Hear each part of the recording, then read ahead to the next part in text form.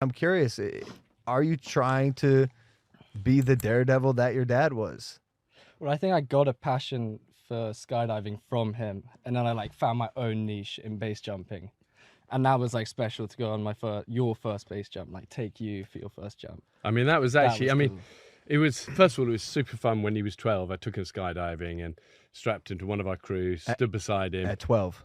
Actually, I don't think it was a tanner. I think we just, the first one, we just threw him out. And it was meant to be, it was meant to be what they call accelerated freefall training, where you do it with like 2 formula structures. Should we be telling this story? I was going to say, this sounds illegal, man. I thought you had to be 16. I mean, I was thrown out. I'd like to say, I loved it, and I was meant to be guided the whole way on like a walkie-talkie. Yeah. Like, everything's under control, and like the parachute opens, I'm like waiting for the walkie-talkie, and it's like out of battery, of course, because no one's prepared. But also you were on your own. I mean, because do you remember it was out of the chopper outside, and you'd gone. It was like, and I was on the side with Scott, and we were like, it was out of we've got to go get him. But you were like, you smashed it. Out of a chopper as well. Out of a chopper. But I hasten to add, this was in a country where there are no rules, and I think we were okay.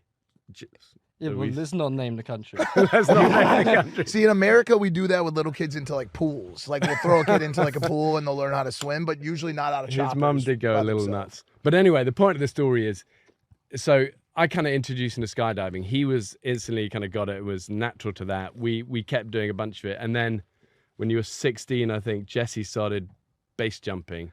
And I was getting a little bit of grief / quite a lot of grief from Shara, my wife, and like, nah, this is my fault that he's base jumping. You know, the most she dangerous. still hates it. She still hates it. Do you feel like it but is I your kind of fault? I said, Jesse, why don't we just do it together? We'll get the gang together, all our friends the best in the world at this. Yeah. We'll learn it together, do it the right way. Yeah. But the truth is, by this stage, Jesse was kind of away. Then he goes, Papa, I think it's time for your first jump. So that was already a weird dynamic. He's like 16, 17 teaching me. But we were in Switzerland. I was doing I'll never forget it. I was doing like a presentation for a big, couple of thousand bankers in Geneva or something. Yeah. And I was on stage at like 8 a.m. And I was there just with Jesse because we were like road tripping it like we are now. And he goes, Papa, there's an epic bridge, like an hour and a half drive from here. And we were up 6 a.m. out to the bridge. You jumped. It was awesome. Quick getaway in the van. You're up on stage bankers. sort of like an hour and a half later, all pumped up. That's I was better like than totally espresso, over adrenalized. I had to like calm it down. Well, the courage obviously runs in the family. I just got my B license in skydiving. Good job. Well done. Like literally 2 weeks ago. Respect. Thanks. Where do you do your jumping? I did most of them in California and Paris, Mm-hmm. and then I went to Utah.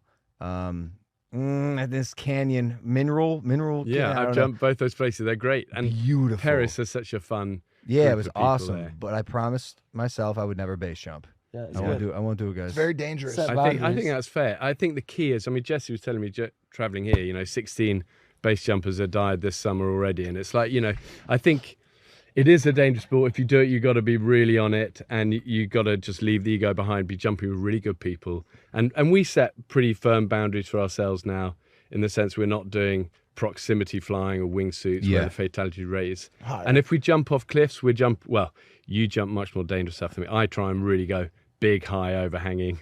Yours, you smoke it a little lower because you're more talented than me. Well, I was also going to say, just watch the lad, because we know how this goes. You're going to want to keep pushing it. Yeah. You're going to want to go lower. You're going to want to do the side-by-side in the air. If you get to wingsuiting. I don't know. He's smart. Jesse is much more safety conscious than me, actually. He's much more thorough, diligent. He's often going, Papa, hold on, let's just think about this. And actually, you don't have an ego with things. And I know the temptation, that's the sort of a normal rhetoric of a young guy, but actually, you're super smart. I'm better now. When I did the hook jump, then I wasn't. I was 18 the and I hook wanted jump was to a take little on the Explain that world. just a little bit. Just give us a little background of what that means. Yeah, so I had a friend from Russia. That makes sense. That makes so much sense.